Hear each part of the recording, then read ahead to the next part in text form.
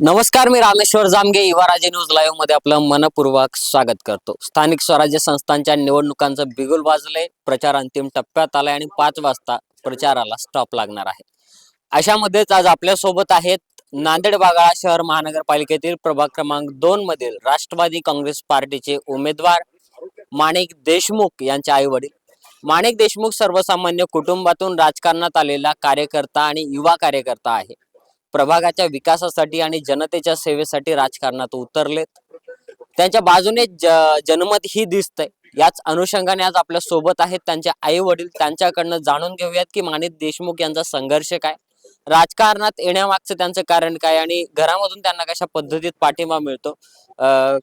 सुरुवातीला आपण आईकडे जाऊयात, त्यांना विचारून घेऊयात की नेमकं या सगळ्या प्रकरणावर काय वाटतं। माणिक भाऊ राजकारणात समाजकारणात वेळोवेळी अग्रेसर दिसतात, समाजसेवा करतात, हो, तर काय वाटतं या बाबतीत तुम्हाला? त्यानं जेवण कधी करू नये, काही नाही, फोन आला की जाओ, ताटावरनं उठून सुद्धा जावं त्यानं।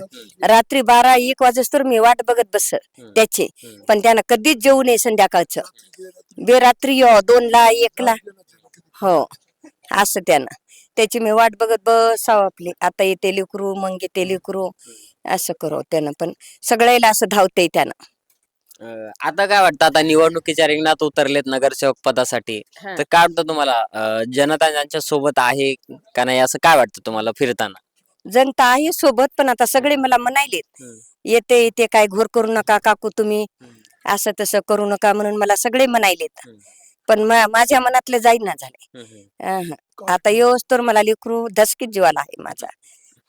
म्हणजे माणिक भाऊ रात्री 1-2 वाजता संध्याकाळी येत होते 12 वाजेपर्यंत। फोन आला की त्यानं जाऊ, हो फोन आला ते जात गेलो त्यानं थोडं नाही 8-9 वर्ष त्यानं केलं बघा। हो, असं पळतच जावं, कोणालाही बी धावतच जावं, असं केलं त्यानं। आता माणिक भाऊचं असं वय पण खूप जास्त नाही, तरुण आहेत, तर सुरुवातीला तुम्ही असं रागावलं वगैरे नाही का की संध्याकाळी यायला उशीर होत आहे, कोणाचा फोन आला की पळत चाललास वगैरे असं? नाही, मी म्हणत गेले नाही त्याला, तो ताटावरला उठू उठू चला, जेवण नाही, काही नाही, तब्येत किती खराब झाली तुझी, काय नाही, आई जाणं लागते म्हणे, आपल्याला फोन आला ती, हो तो काय इतके घोर करायलीस, तू का फिकीर करायलीस, असं म्हणत गेलं मला, पण माझ्या मनातलं जात नाही ना लेकराचं, असं। आपल्या सोबत त्यांचे वडील आहेत, त्यांना विचारूया।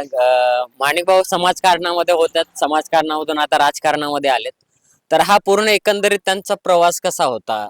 घरून कसा सपोर्ट करायचे तुम्ही? तो कमी वयामध्येच थोडा समाजसेवेचा त्याला छंद होता।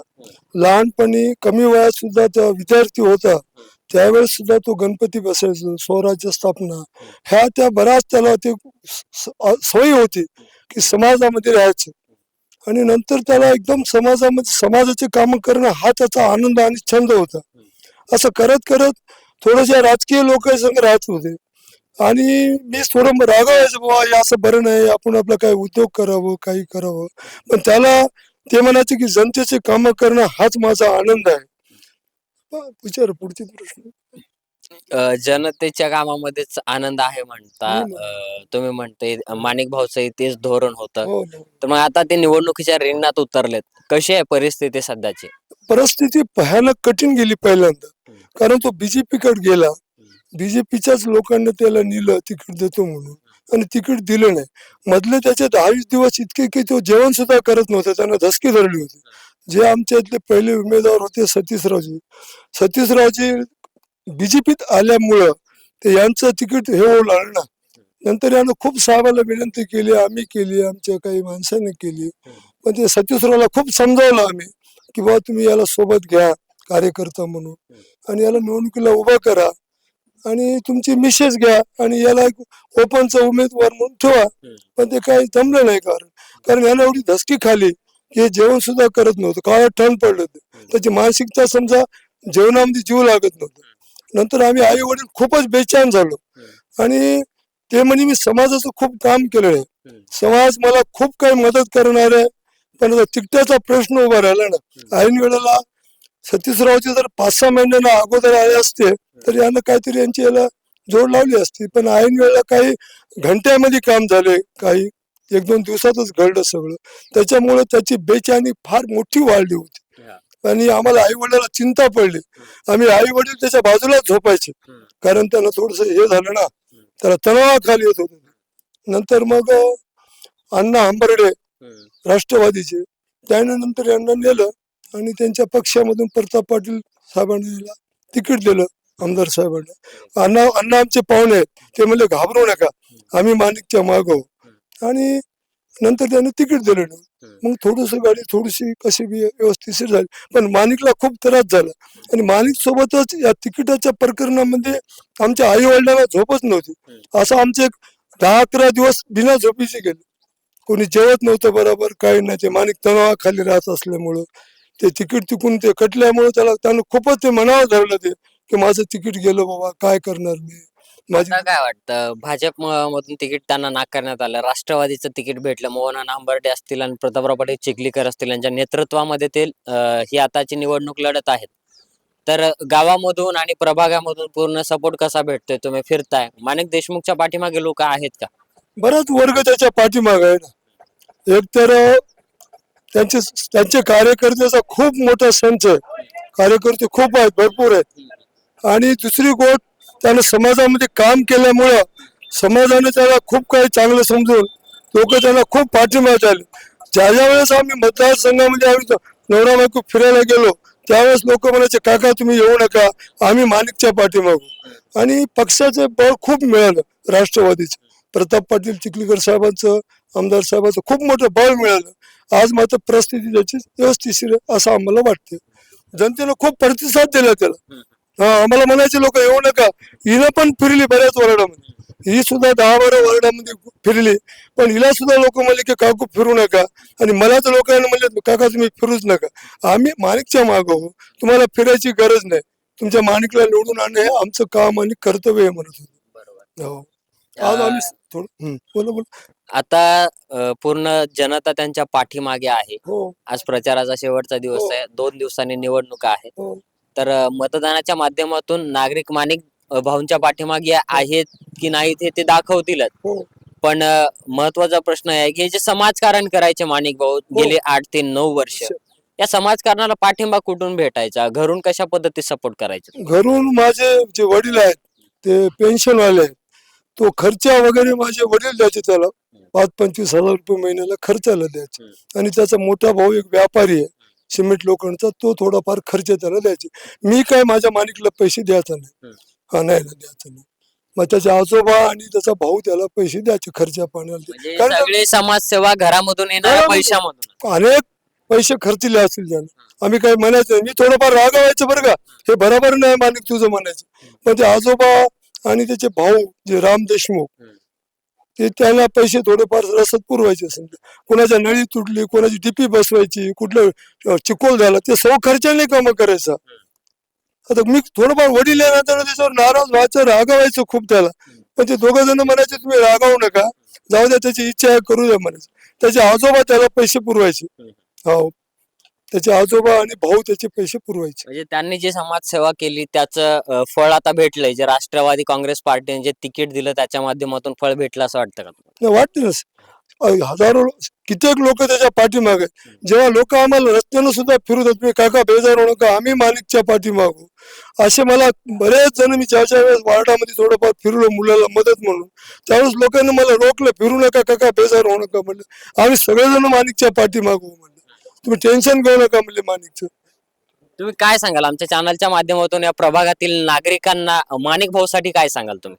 आता माणिकला एकदा निवडून दिलं तर त्यानं समाजसेवा करावी, वार्डामध्ये कामं करावेत, सर्वांशी चांगलं वागावं, आणि जिथं जिथं लोकांना काही मूलभूत गरजा आहेत ते त्या माणिकनं पुरवाव्यात. ही आमची ही एवढीच इच्छा आहे आमची. बाकी काय, त्यानं जनतेमध्ये राहणारा माणूस आहे तो. आता आमचा कॉल नंतर उचलायचा आणि तिकडे आलेल्या लोकांचा, त्यांच्या अडचणीचा कॉल कोणाचा येईल त्याचा कॉल अगोदर घ्यायचा. मी कधी कधी रागावायचं त्याला, अरे तू कॉल का उचलला आला? ते म्हणायचं नाही, त्या मुलाची अशाची अडचण होती, कोणाच्या घरी काय झालं, म्हणजे जे काय संकट काय असतात तिथं तिथं असलेला माणिक माझा पण फोन उचलायचा नाही, पण त्यांच्या मदतीला जाऊन जायचा अगोदर. माझा फोन नंतर घ्यायचा आणि त्यांचा फोन पहिला घ्यायचा. आपल्या सोबत काकू आहेत, त्यांना एक शेवटचं आव्हान विचारूया. काकू, माणिक भाऊ निवडणुकीच्या रिंगणात उतरले, 2 दिवसाला मतदान आहे, प्रचार आता संपलाय, तर काय सांगाल तुम्ही नागरिकांना, काय म्हणाल माणिक भाऊच्या मतदानासंदर्भात? द्या द्या म्हणणारो मतदान त्याला. हो, त्याला मतदान द्या म्हणणारो आम्ही. आम्ही त्याच्या वेळी इतके फिरले नांदेडला, गावामध्ये चौकडाशी फिरले. सगळं बायका म्हणायचे ते जाऊ नका काकू, तुम्ही बसा एका जागी, माणिक तुमचा निवडून येते. त्याच्या पाठीमाग खूप येत. हो, नागरिकांना काय आवाहन करता, मतदान करणाऱ्या लोकांना? मतदान करा म्हणायचं त्याच्या पाहिजे. आताच भाजपने ज्यांना घेतला ते सतीश देशमुख हे तुमच्याच गावचे आहेत, बलाढ्य उमेदवार आहेत, ज्यांना राजकारणातला अनुभव आहे, तर याच्या समोर माणिक भाऊ टिकतील का? तसं कसं, हे बलाढ्य लोक आहेत, धनवाले लोक आहेत. हे दोन्ही जे उमेदवार आहेत, एकाच्या पाठीमागे आमदार आहे. आर्थिक परिस्थितीने ते दोन्ही उमेदवार आमच्यापेक्षा बलाढ्य आहेत. आणि माणिक माझा थोडा मिडियम माणूस आहे, पण माणिक परिस्थितीचा मुकाबला करून पैशाने धनाला ते नाहीच ऐकणार, पण लोकांमधून माणिकला फार मोठा प्रतिसाद आहे. हो, त्याने काय बी केलं तरी माणिक लोकांमधून माणिकाला चांगला प्रतिसाद मिळतो.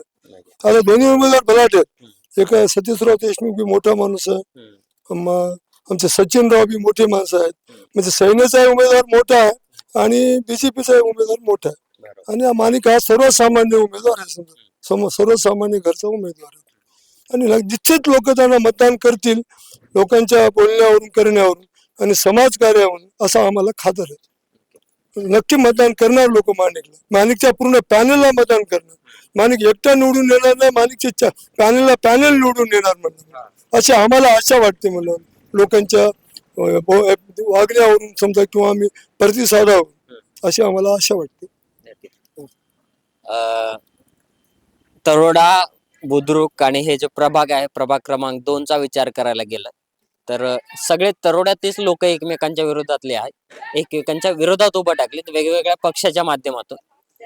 तर इथली लढत म्हणा किंवा इथल्या संपूर्ण निवडणुकीवरती सगळ्या नांदेडचंच लक्ष आहे. माणिक देशमुख सारखा सर्वसामान्य कुटुंबातला तरुण बलाढ्य नेत्यांना तोंड देतोय.